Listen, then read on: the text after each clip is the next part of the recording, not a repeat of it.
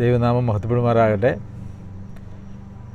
ദൈവവചന ചിന്തയ്ക്കും ആലോചനയ്ക്കുമായി ഒരവസരം കൂടി ദൈവം നൽകിയതോർത്ത് ഞാൻ ദൈവത്തെ സ്തുതിക്കുന്നു.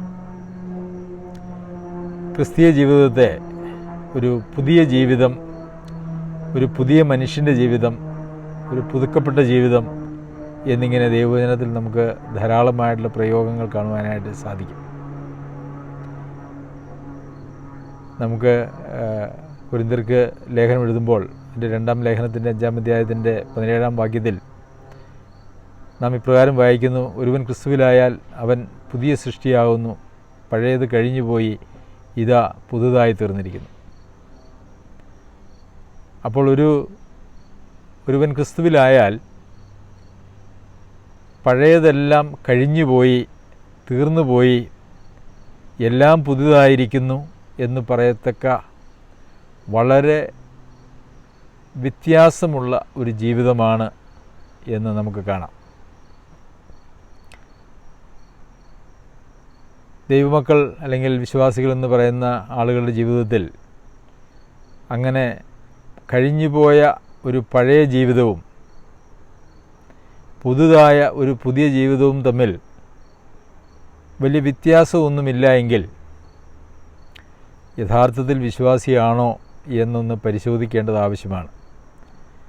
വചനം പറയുന്നത് പഴയ ജീവിതവും പഴയ മനുഷ്യനും പഴയ സൃഷ്ടിയും ഒക്കെ വളരെ വ്യത്യാസമുള്ളതായ കാര്യമായിട്ടാണ്. അല്ലെങ്കിൽ പുതിയ മനുഷ്യൻ, പുതിയ സൃഷ്ടി പഴയതിൽ നിന്നും തികച്ചും വ്യത്യസ്തമായിട്ടുള്ള ഒരു ജീവിതമാണ്, ഒരു ജീവനാണ്, ഒരു വ്യക്തിയാണ്. ജീവൻ വ്യത്യാസം, ജീവിതം വ്യത്യാസം, വ്യക്തിയും വ്യത്യാസം. അപ്പോൾ ഒരുവൻ വീണ്ടും ജന്മം പ്രാപിച്ചോ അല്ലെങ്കിൽ രക്ഷിക്കപ്പെട്ടോ എന്നുള്ളത്, അല്ലെങ്കിൽ വിശ്വാസത്തിൻ്റെ പാതയിലാണോ എന്നറിയുവാനായിട്ട് ഈ പഴയ ജീവിതവും പുതിയ ജീവിതവും തമ്മിൽ അന്തരമുണ്ടോ എന്നുള്ളത് മനസ്സിലാക്കിയാൽ മാത്രം മതിയാകുന്നതാണ്. എന്നാൽ ഇന്ന് വിശ്വാസികളെന്ന് പറയുന്ന ആളുകളുടെ ജീവിതവും കാഴ്ചപ്പാടും അവരിലുള്ളതായിട്ടുള്ള ചൈതന്യവും അതുപോലെ തന്നെ അവരും അവരുടെ പഴയകാല ജീവിതത്തോടോ അതല്ല എങ്കിൽ ഇന്ന് ലോകത്തിൽ ജീവിക്കുന്നതായിട്ടുള്ള ഒരു സാധാരണ മനുഷ്യനോട് താരതമ്യം ചെയ്യുമ്പോൾ പ്രത്യേകിച്ച് അങ്ങനെ ഒരു വ്യത്യാസവും കാണാൻ സാധിക്കുന്നില്ല എന്നുള്ളത് വളരെ സങ്കടകരമായ കാര്യമാണ്. അത് നാം ഓരോരുത്തരും നമ്മളെ തന്നെ ഒന്ന് പരിശോധിക്കേണ്ടതും ആവശ്യമാണ്. അതുകൊണ്ടായിരിക്കും പൗലോസ് അപ്പോസ്തലൻ കൊരിന്ത്യർക്ക് ലേഖനം എഴുതുമ്പോൾ അവരെ ഓർമ്മിപ്പിച്ച് ഉണർത്തുന്നതായിട്ടുള്ള ഒരു ചോദ്യമുണ്ട്: നിങ്ങൾ വിശ്വാസത്തിൽ തന്നെ ഇരിക്കുന്നുവോ എന്ന് നിങ്ങളെ തന്നെ പരീക്ഷിപ്പിൻ, നിങ്ങളെ തന്നെ ശോധന ചെയ്യുവിൻ. ഒരു പുതിയ സൃഷ്ടിയായതിന് ശേഷവും ഒരു വ്യക്തിക്ക് ഒരു പഴയ സൃഷ്ടിയുടേതിന് തുല്യമായിട്ടുള്ള ജീവിതം നയിക്കുവാനായിട്ട് സാധിക്കും. അപ്പോൾ അവർ വിശ്വാസത്തിൽ തന്നെയാണോ നിലനിൽക്കുന്നത് എന്ന് ഒന്ന് പരിശോധിക്കേണ്ടത് ആവശ്യമാണ് എന്നാണ് ദൈവവചനം നമ്മെ പ്രബോധിപ്പിക്കുന്നത്. ഈ പഴയ സൃഷ്ടിയുടെ പ്രത്യേകത എന്ന് പറയുന്നത് എഫെസ്യർക്ക് എഴുതിയ ലേഖനം ഒരു ഉദാഹരണമായിട്ട് നമ്മൾ ചിന്തിച്ചാൽ, എഫെസ്യർക്ക് എഴുതിയ ലേഖനം 2-ാം അധ്യായം അതിൻ്റെ 2-3 വാക്യങ്ങളിൽ നമുക്ക് വളരെ ചുരുക്കമായി എന്നാൽ ആഴത്തിൽ മനസ്സിലാക്കുവാനായിട്ട് സാധിക്കുന്നതാണ്. അവയിൽ നിങ്ങൾ മുമ്പേ ഈ ലോകത്തിൻ്റെ കാലഗതിയെയും ഈ ലോകത്തിൻ്റെ കാലഗതിക്കനുസരിച്ച് ജീവിച്ച ഒരു ജീവിതമായിരുന്നു. പക്ഷേ നിങ്ങൾ മുമ്പേ ഈ ലോകത്തിൻ്റെ കാലഗതിയെയും, അതായത് ഇപ്പോൾ ഈ ലോകത്തിൻ്റെ കാലഗതിക്കനുസരിച്ചല്ല എന്നാണ് അവിടെ അർത്ഥമാക്കിയിരിക്കുന്നത്. ലോകം എന്ന് പറഞ്ഞാൽ നമുക്കറിയാം ലോകത്തിലുള്ളത് എന്താണ്, ലോകമെന്താണ്. യോഹന്നാൻ എഴുതിയ 1-ാം ലേഖനത്തിൽ 2-ാം അധ്യായത്തിൽ നമ്മൾ വായിക്കുന്നുണ്ട്: ജഡമോഹം, കൺമോഹം, ജീവനത്തിൻ്റെ പ്രതാപം, ഇതൊക്കെയാണ് ലോകത്തിലുള്ളത്. നമ്മുടെ കണ്ണുകൊണ്ട് നാം മോഹിക്കുന്നതായിട്ടുള്ള ഈ ലോകത്തിലുള്ള എല്ലാ കാര്യങ്ങളും, നമ്മുടെ ജഡത്തിന് ഇഷ്ടപ്പെടുന്നതായിട്ടുള്ള ഈ ലോകത്തിലെ എല്ലാ കാര്യങ്ങളും, അതുപോലെ ഈ ജീവിതത്തിലെ പ്രതാപങ്ങൾ, ഈ ലോകത്ത് നമുക്ക് സമ്പാദിക്കുന്നതായിട്ടുള്ള അല്ലെങ്കിൽ സമ്മാനിക്കുന്നതായിട്ടുള്ള പ്രതാപങ്ങൾ, ഇതൊക്കെയായിരുന്നു മുമ്പേ എഫെസോസിലെ വിശ്വാസികളെ നിയന്ത്രിച്ചതായിട്ടുള്ള കാര്യമെങ്കിൽ ഇപ്പോൾ അങ്ങനെയല്ല എന്നാണ് ഇവിടെ അപ്പോസ്തലൻ പറയുന്നത്. അപ്പോൾ ഒരു ദൈവസന്നിധിയിലേക്ക് കടന്നു വരാത്ത ഒരു വ്യക്തിയെ സംബന്ധിച്ചിടത്തോളം അവരുടെ ജീവിതം ഈ ലോകത്തിൻ്റെ കാലഗതിക്കനുസരിച്ചാണ്. അപ്പോൾ ലോകത്തിൻ്റെ കാലഗതിയും ദൈവിക വഴിയും രണ്ടും വളരെ വ്യത്യസ്തമാണ് എന്നുള്ളത് നമുക്കവിടെ നിന്നും മനസ്സിലാക്കുവാനായിട്ട് സാധിക്കും. രണ്ടാമത്, ആകാശത്തിലെ അധികാരത്തിനും അനുസരണക്കേടിൻ്റെ മക്കളിൽ ഇപ്പോൾ വ്യാപരിക്കുന്ന ആത്മാവിനെയും അധിപതിയായവനെയും അനുസരിച്ച് നടന്നു. അന്ന് ദൈവത്തെ അനുസരിച്ചല്ല നടന്നത്, ഇന്ന് നിങ്ങൾ ദൈവത്തെ അനുസരിച്ചാണ് നടക്കുന്നത്. എന്നാൽ നിങ്ങൾ അനുസരിച്ച് നടക്കുന്നതായിട്ടുള്ള വ്യക്തി ആരായിരുന്നു എന്നുള്ളത് വളരെ വിശേഷണങ്ങളോടുകൂടി ഇവിടെ എഴുതിയിരിക്കുന്നത് നമുക്ക് കാണാനായിട്ട് കഴിയും. ആകാശത്തിലെ അധികാരം എന്ന് പറയുന്നത് പൈശാചികമായിട്ടുള്ള അധികാരമാണ്. അനുസരണക്കേടിൻ്റെ മക്കളിൽ ഇപ്പോൾ വ്യാപരിക്കുന്ന ആത്മാവ്, ദൈവത്തെ അനുസരിക്കാത്തവരുടെ മേൽ വ്യാപരിക്കുന്ന ഒരു പ്രത്യേക ആത്മാവുണ്ട്. ആ ആത്മാവിന് അധിപതിയായത്. യഥാർത്ഥത്തിൽ ഈ രണ്ട് വിശേഷണങ്ങളും പൈശാചികമായിട്ടുള്ള ശക്തിയുടെ സ്വാധീനത്തിൽ ജീവിക്കുന്ന വീണ്ടുജന്മം പ്രാപിക്കാത്തതായിട്ടുള്ള ഒരു വ്യക്തിയെ സംബന്ധിച്ച് സത്യമാണ്. ഒറ്റ വാക്കിൽ പറഞ്ഞാൽ പിശാചിന് വിധേയമായി ജീവിച്ച ആളുകളായിരുന്നു. ലോകവും പിശാചും അവിടെ നമുക്ക് വന്നു എന്ന് നമുക്ക് കാണാം.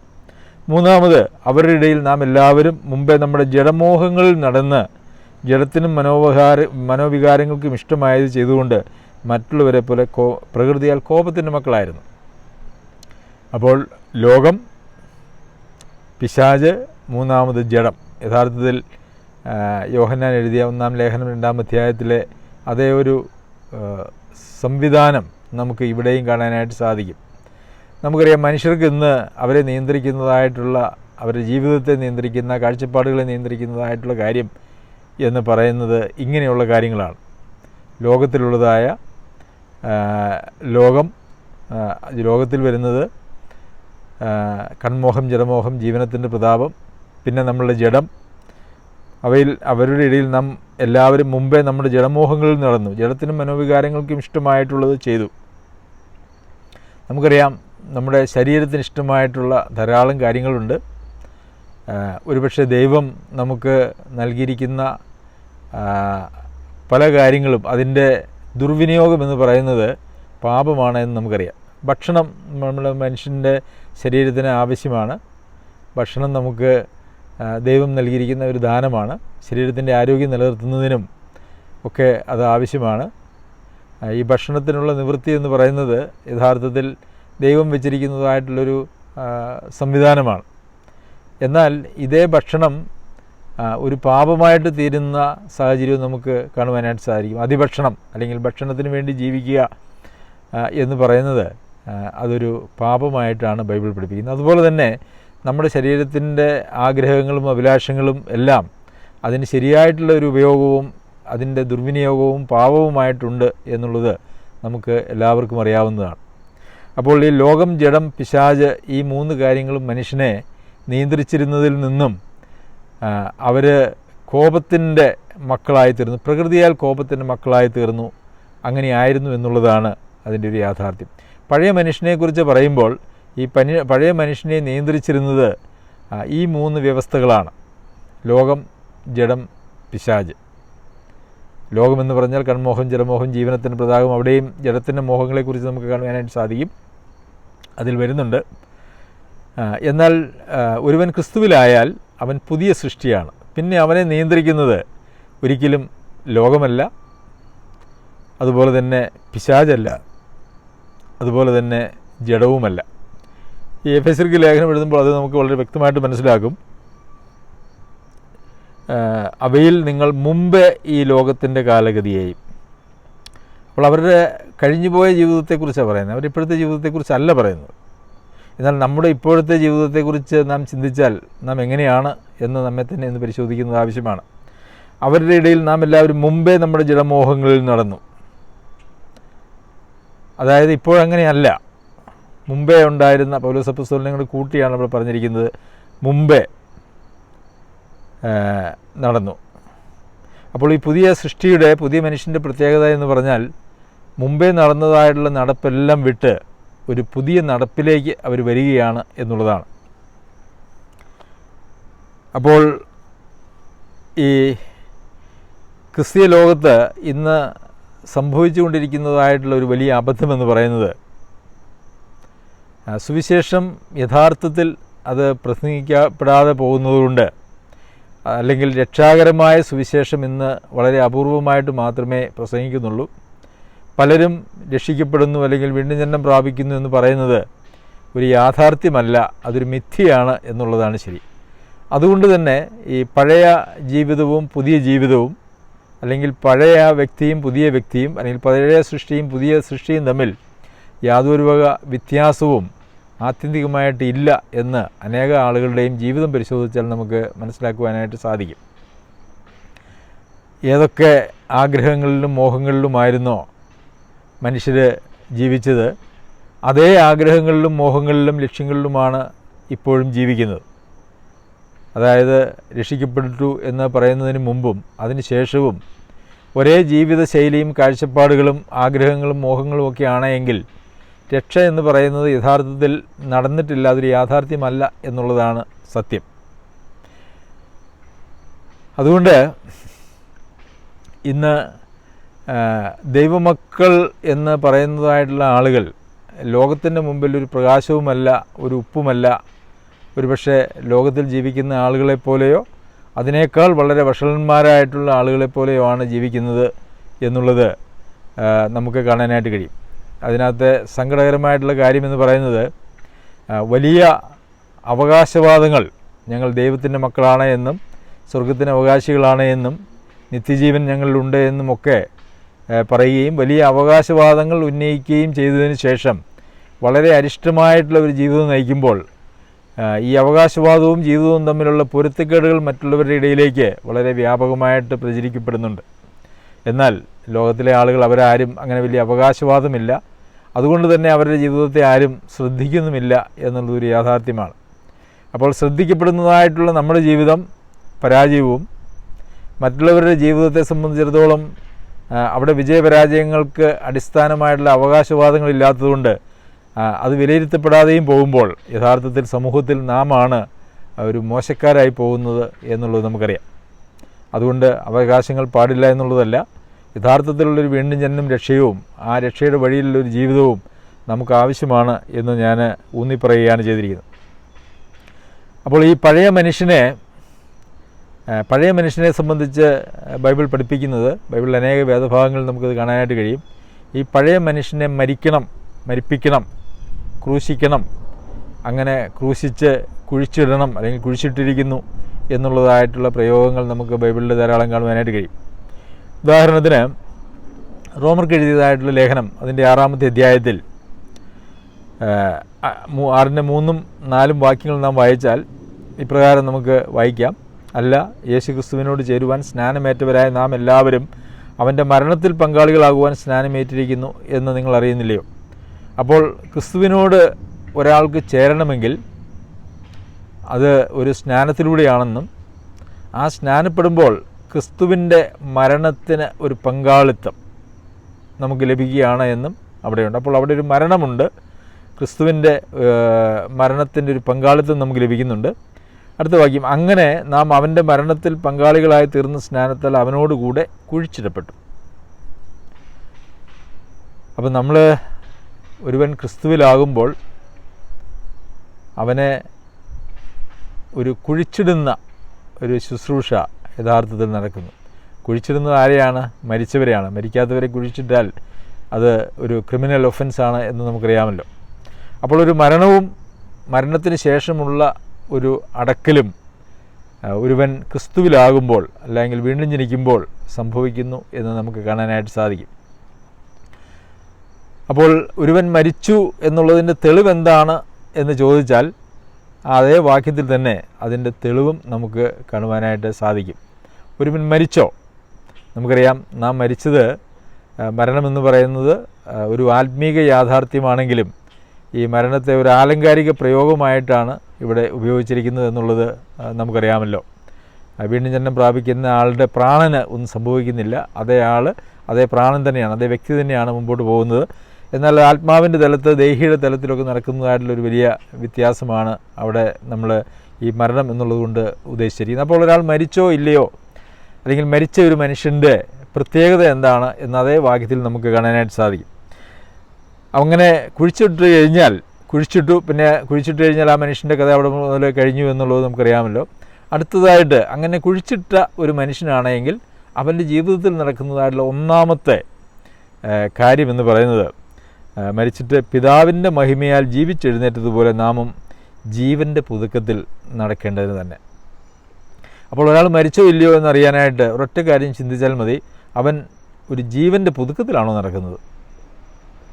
അതായത് അവൻ്റെ മാനസാന്തരത്തിന് ശേഷം അവൻ്റെ ജീവിതത്തിന് എന്തെങ്കിലും പുതുക്കം വന്നിട്ടുണ്ടോ? പലപ്പോഴും ഈ പുതുക്കം വരിക എന്ന് പറഞ്ഞാൽ ചില മദ്യപാനികളായിട്ടുള്ള ആളുകൾ അവരുടെ മദ്യപാനം നിർത്തിയോ, പുകവലിക്കുന്നവർ പുകവലി നിർത്തിയോ, വ്യഭിചാരം ചെയ്തവർ വ്യഭിചാരം നിർത്തിയോ, പിന്നെ എന്തെങ്കിലും മോഷണമോ കളവോ ഒക്കെ പറയുന്ന ആളുകൾ അത് നിർത്തിയോ, അങ്ങനെ ചില 4-5 കാര്യങ്ങളിൽ മാത്രം കേന്ദ്രീകരിച്ചും പിന്നെ അവൻ പഴയ പോയിരുന്ന മതചടങ്ങുകളിൽ നിന്നും വിട്ട് പുതിയ ഒരു സ്ഥലത്തേക്ക് മാറിയോ, അങ്ങനെയുള്ള കൈവിരലിൽ എണ്ണാൻ കഴിയുന്നതായിട്ടുള്ള ചില കാര്യങ്ങളുടെ അടിസ്ഥാനത്തിലാണ് ഒരുവൻ്റെ ഈ പുതിയ നടപ്പ് അല്ലെങ്കിൽ ജീവൻ്റെ പുതുക്കത്തിൽ നടക്കുക എന്ന് പറയുന്നത് കൊണ്ട് പൊതുവെ ആളുകൾ അർത്ഥമാക്കിയിരിക്കുന്നത്. എന്നാൽ നമുക്കറിയാം ഈ ലോകത്ത് അങ്ങനെ മോഷണമോ വ്യഭിചാരമോ പുകവലിയോ മദ്യപാനമോ ഒന്നുമില്ലാത്തതായിട്ടുള്ള ധാരാളം ആളുകൾ നമ്മുടെ സമൂഹത്തിൽ പറഞ്ഞാൽ മാന്യന്മാരായിട്ടുള്ള ആളുകൾ നമുക്ക് നമ്മുടെ ചുറ്റും കാണുവാനായിട്ട് സാധിക്കും. അപ്പോൾ ജീവൻ്റെ പുതുക്കത്തിൽ നടക്കുക എന്ന് പറയുമ്പോൾ കേവലം ഈ കാര്യങ്ങൾ ഉപേക്ഷിക്കുന്നത് മാത്രമാണെങ്കിൽ അങ്ങനെയുള്ള ആളുകൾക്ക് ജീവിതത്തിൻ്റെ പുതുക്കം ആവശ്യമില്ല എന്നുള്ളതല്ലേ. എന്നാൽ ജീവൻ്റെ പുതുക്കത്തിൽ നടക്കുക എന്ന് പറയുന്നത് വളരെ ആഴമായ അർത്ഥങ്ങളുള്ളതും നമ്മുടെ ജീവിത കാഴ്ചപ്പാടുകളെ ആകപ്പാടെ മാറ്റിമറിക്കുന്നതുമായിട്ടുള്ള കാര്യങ്ങളാണ്. അത് പലപ്പോഴും ഇന്നത്തെ ആളുകൾ മനസ്സിലാക്കാറില്ല. ഈ സഭയിൽ ഒരു അംഗത്വം വേണമെങ്കിൽ അല്ലെങ്കിൽ ഒരു അംഗത്വം നിലനിർത്തണമെങ്കിൽ ഇന്ന് പലപ്പോഴും നമ്മുടെ ഇടയിൽ സഭകളുടെ ഇടയിലുള്ളതായിട്ടുള്ള കാര്യം പുകവലിയും മദ്യപാനവും ഇല്ല എങ്കിൽ സഭയിൽ മെമ്പറായിട്ട് തുടരാം. അവർക്ക് ഏത് വിദ്വേഷവും കോപവും ക്രോധവും ശാഠ്യവും തൊന്നുപക്ഷവും അങ്ങനെ അവരുടെ ജീവിതത്തിൽ പാപകരമായിട്ടുള്ള അനേക കാര്യങ്ങളുണ്ട്. ദൈവമക്കളെ ദ്വേഷിക്കുന്നവർ, പകയ്ക്കുന്നവർ, അറിയാമല്ലോ, തൻ്റെ സഹോദരനെ പകയ്ക്കുന്നവൻ കൊലപാതകനാകുന്നു. കൊലപാതകത്തിന് തുല്യമായിട്ടുള്ള ഒരു പാപമാണ് സഹോദരനെ പകയ്ക്കുക എന്ന് പറയുന്നത്. എന്നാൽ സഹോദരനെ പകച്ചു എന്നുള്ളതിൻ്റെ പേരിൽ ആർക്കും സഭാംഗത്വം നിഷേധിച്ചതായിട്ട് കേട്ടിട്ടില്ല. അങ്ങനെ ഒരു പരിപാടി ഒരിടത്തും കണ്ടിട്ടുമില്ല. ദ്രവ്യാഗ്രഹി ദൈവരാജ്യം അവകാശമാക്കുകയില്ല എന്ന് നമ്മൾ വായിക്കുന്നുണ്ട്. ദ്രവ്യാഗ്രഹികളോടുകൂടി ഭക്ഷണം പോലും കഴിക്കരുതെന്ന് പറഞ്ഞിട്ടുണ്ട്. എന്നാൽ അങ്ങനെയുള്ള പ്രമാണങ്ങളൊന്നും ഇന്ന് നമുക്ക് നമ്മുടെ ചുറ്റുപാടും കാണാനായിട്ട് കഴിയുന്നില്ല. അപ്പോൾ ഇന്നത്തെ സഭയിലെ അംഗത്വവും പ്രവേശനവും ഒക്കെ പറയുന്നത് യഥാർത്ഥത്തിൽ ഒരു വീണ്ടും ജനനം പ്രാപിച്ച് ഒരു ജീവൻ്റെ പുതുക്കത്തിൽ നടക്കുന്ന ആളുകൾക്ക് ഉള്ളതല്ല. അങ്ങനെ ഒരു ആഴമായിട്ടുള്ള അർത്ഥം ആരും അതിന് കൽപ്പിക്കുന്നില്ല എന്നുള്ളത് സങ്കടകരമായിട്ടുള്ള കാര്യമാണ്. അപ്പോൾ ജീവൻ്റെ പുതുക്കത്തിൽ നടക്കുന്നുണ്ടെങ്കിൽ നാം ക്രിസ്തുവിൻ്റെ മരണത്തിൽ പങ്കാളികളായി അവനോടുകൂടെ അടക്കപ്പെട്ട ആളുകളാണ്.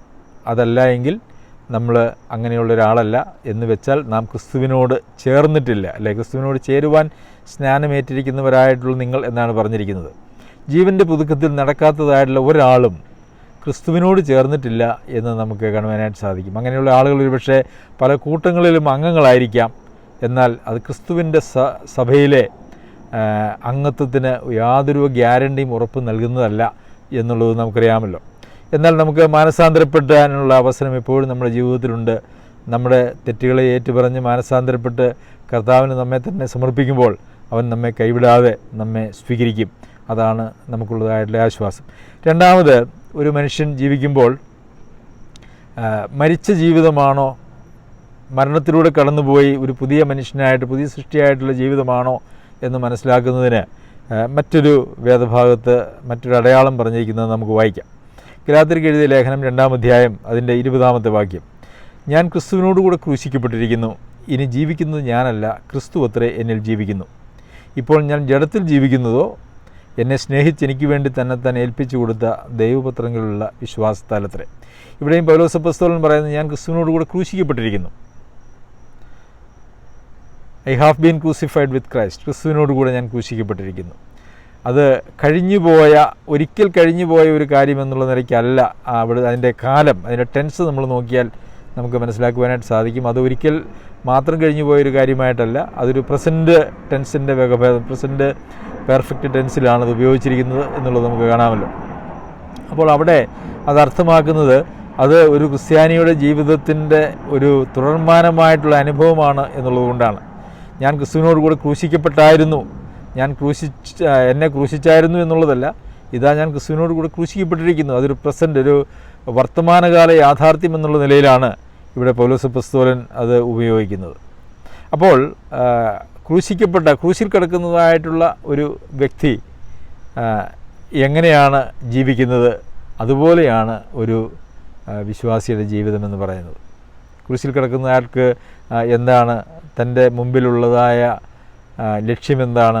തൻ്റെ മുമ്പിലുള്ളതായ ലക്ഷ്യമെന്ന് പറയുന്നത് മരണമാണ്. മരണം എന്ന് വെച്ചാൽ ഇവിടെ നമ്മുടെ ഒരു ശാരീരിക മരണം എന്നുള്ള നിലയിലല്ല എന്ന് നമുക്കറിയാമല്ലോ.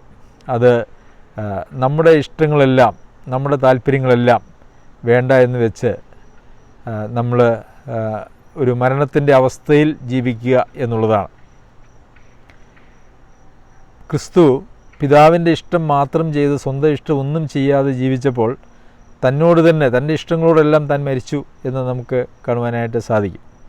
അപ്പോൾ പിന്നെ ഇവിടെ ക്രൂശിക്കപ്പെട്ടിരിക്കുന്നു എന്നുള്ളതിൻ്റെ തെളിവ് ആയിട്ട് ആ വാക്യത്തിൻ്റെ അവസാന ഭാഗത്ത് പറയുന്നത് നമുക്ക് ശ്രദ്ധിക്കേണ്ടത് ആവശ്യമാണ്. അത് ഒരു മരിച്ച മനുഷ്യൻ്റെ ജീവിതത്തിൻ്റെ രണ്ടാമത്തെ പ്രത്യേകതയാണ്.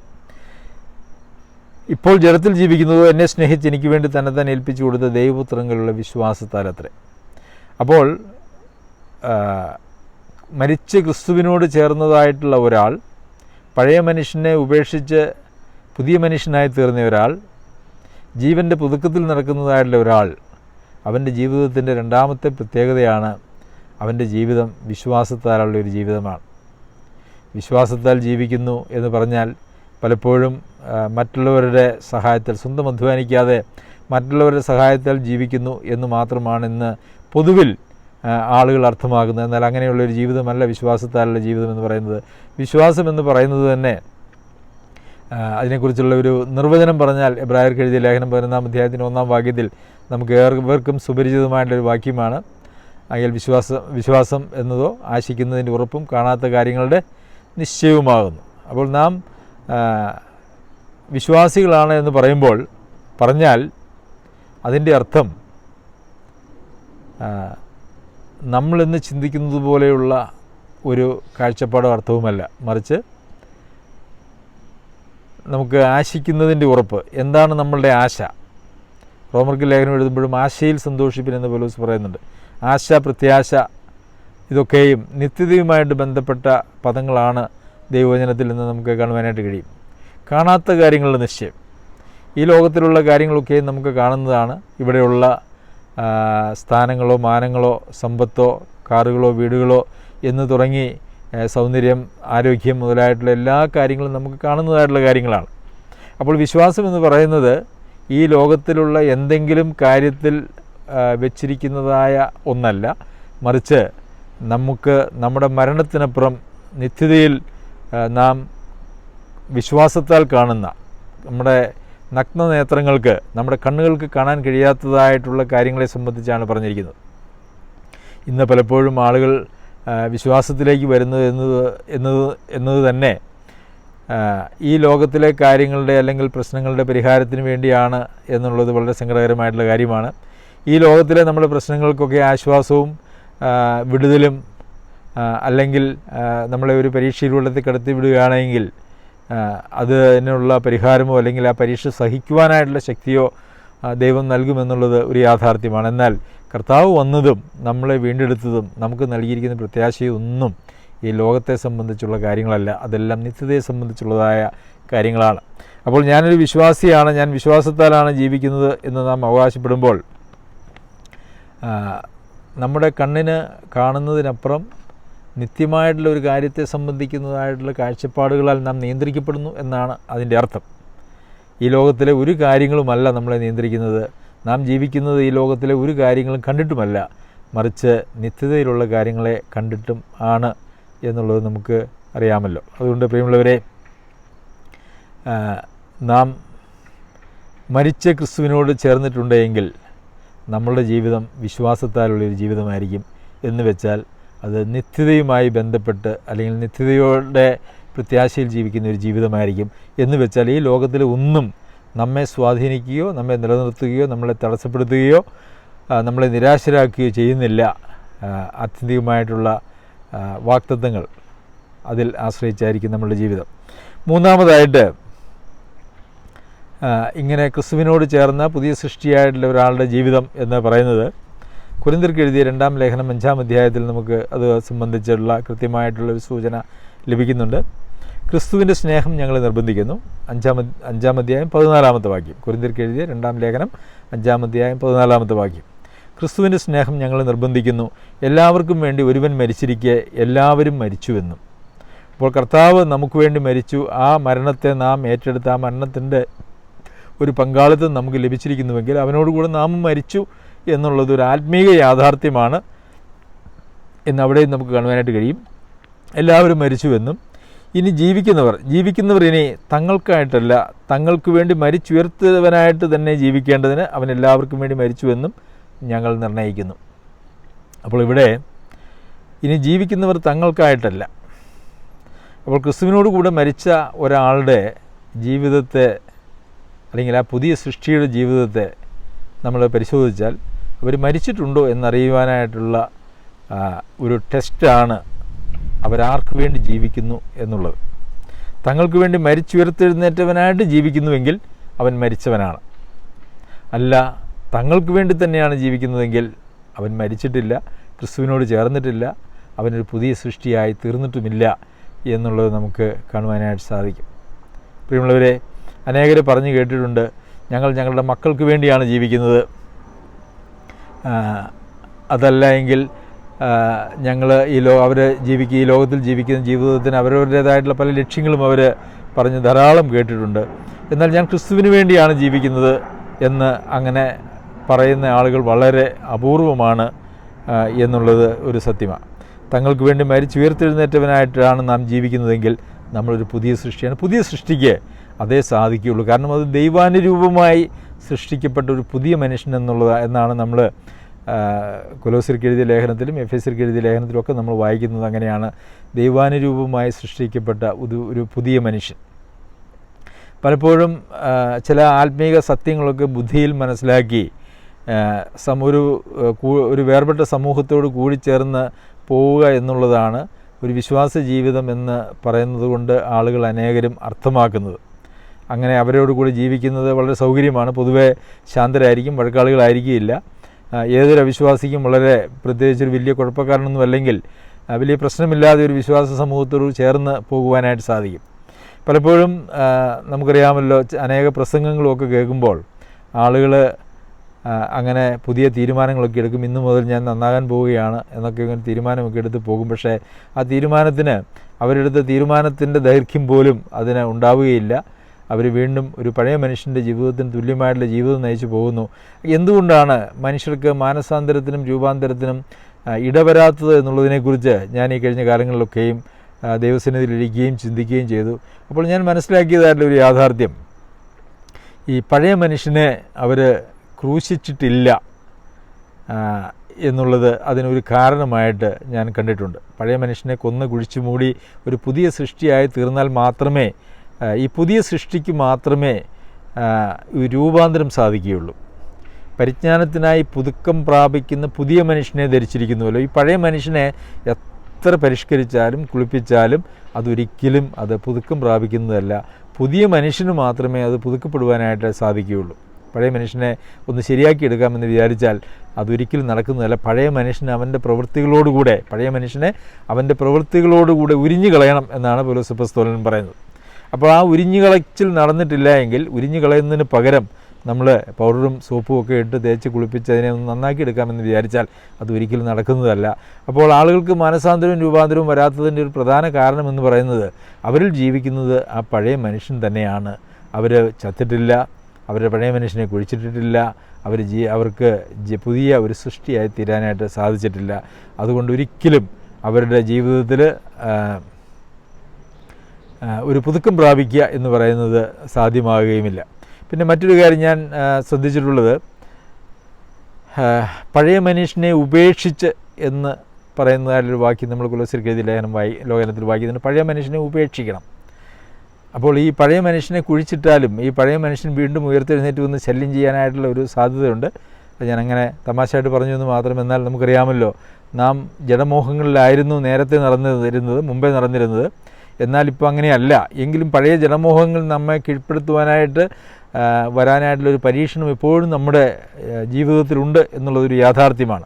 അതുകൊണ്ട് തന്നെയാണ് ലേഖനകാരൻ പഴയ മനുഷ്യനെ ഉപേക്ഷിക്കണമെന്ന് പറയുന്നത്. ഒരിക്കൽ കുഴിച്ചിട്ടു എന്ന് പറഞ്ഞാലും ആ മനുഷ്യൻ നമ്മെ പുറകെ കൂടും, നമ്മളെ പ്രലോഭിപ്പിക്കും. അപ്പോൾ അവിടെ ഒരു ഉപേക്ഷണത്തിൻ്റെ ആവശ്യമുണ്ട്. എന്നാൽ ഒരുപക്ഷെ പഴയ മനുഷ്യനെ കുഴിച്ചിട്ടുവെങ്കിൽ തന്നെയും വീണ്ടും ആ പഴയ മനുഷ്യനെ എടുത്ത് ധരിക്കുന്നതായിട്ടുള്ള ഒരു വിശ്വാസത്തിൽ നിന്നുള്ളൊരു പിന്മാറ്റത്തിലേക്കുള്ള പോക്ക് നമുക്ക് കാണുവാനായിട്ട് സാധിക്കും. അത് വല്ലപ്പോഴും പോകാതിരിക്കേണ്ടതിനെന്ന് നമ്മൾ ഹെബ്രായർക്ക് എഴുതിയ ലേഖനത്തിൽ വായിക്കുന്നുണ്ട്. ഈ ഒഴുകിപ്പോക്ക് എന്ന് പറയുന്നത് പലപ്പോഴും നമ്മളറിയാതെ തന്നെ കുറച്ച് കാലങ്ങൾ കൊണ്ട് നമ്മൾ സംഭവിച്ചു പോകാവുന്ന ഒരു കാര്യമാണ്. അത് ഒരുപക്ഷെ നാം ഒഴുകിപ്പോയി എന്നുള്ളത് ഒരുപക്ഷെ നാം തന്നെ അതിനെ മനസ്സിലാക്കുന്നില്ല എന്നുള്ളതും ഒരു യാഥാർത്ഥ്യമാണ്.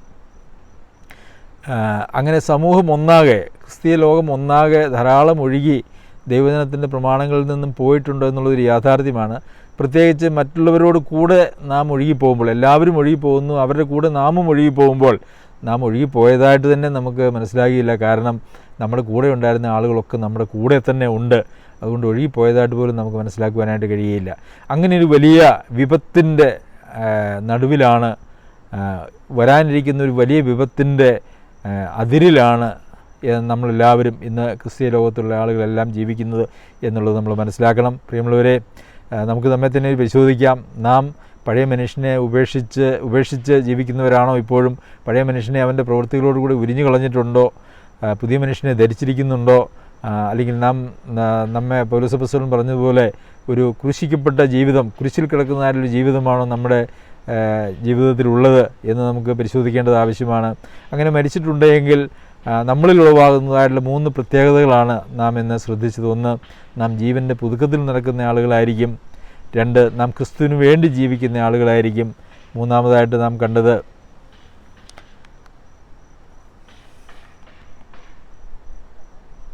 വിശ്വാസത്താൽ ജീവിക്കുന്ന ആളുകളായിരിക്കും.